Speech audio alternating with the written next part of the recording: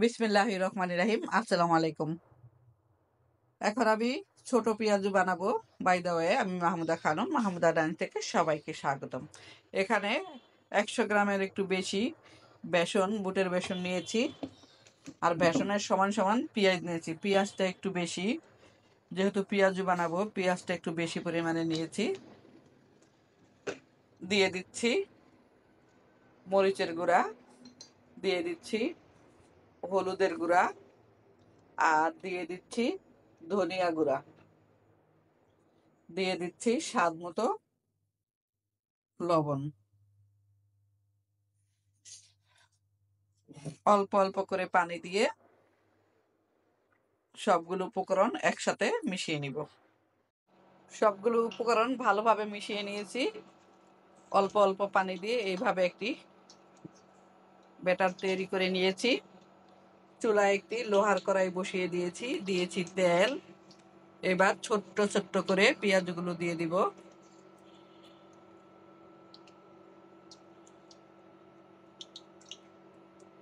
বেশি করে পেঁয়াজ দিয়েছি, একটু বেশি করে কাঁচামরিচ দিয়েছি, আর দিয়েছি বুটের বেসন, দিয়েছি সামান্য হলুদের গুঁড়া, দিয়েছি মরিচের গুঁড়া, দিয়েছি ধনিয়ার গুঁড়া, দিয়েছি স্বাদ মতো লবণ,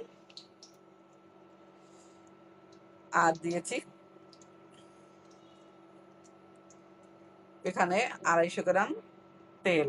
লোহার কড়াইতে 250 গ্রাম তেল দিয়ে পেঁয়াজগুলো ভেজে নিব। অল্প অল্প করে দিয়ে দিচ্ছি, আস্তে আস্তে উল্টিয়ে পাল্টিয়ে লাল লাল করে ভেজে নিব।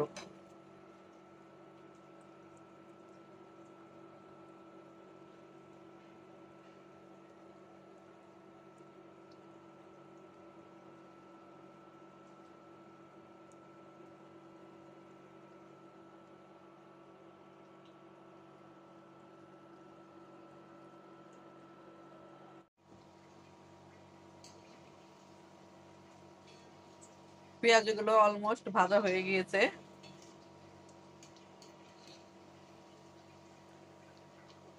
দেখতে দারুণ লাগছে।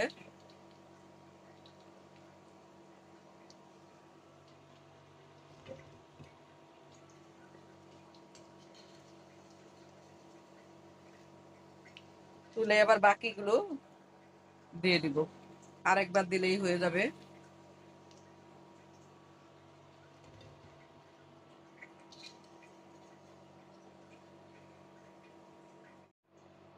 আবার দিয়ে দিচ্ছি। যতটুকু অবশিষ্ট ছিল আরেকবার ভাজলেই হয়ে যাবে।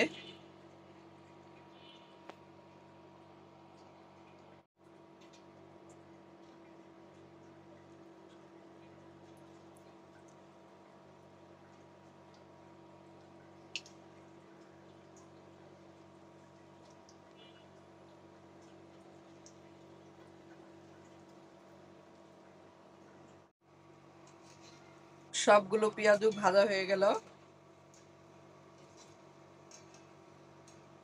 চুলাটা অফ করে দিচ্ছি।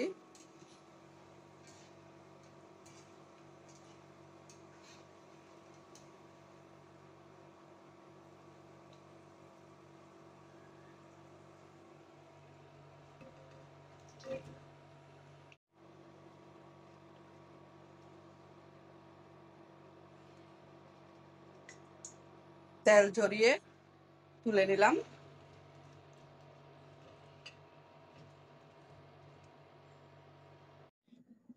ছোট্ট পেঁয়াজু ভাজা হয়ে গিয়েছে, ছেলে খাওয়ার জন্য অপেক্ষা করছে। নিয়েছি মুড়ি, আর এই ছোট্ট বলে দিয়ে দিচ্ছি পেঁয়াজু।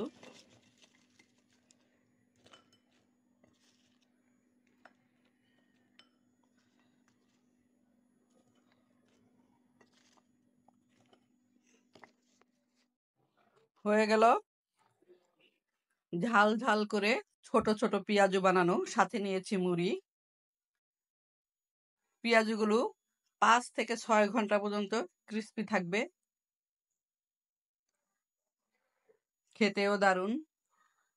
সবাই ভালো থাকবেন, সুস্থ থাকবেন। ফিরে আসবো নতুন কোনো রেসিপি নিয়ে। আল্লাহ হাফেজ। আসসালামু আলাইকুম।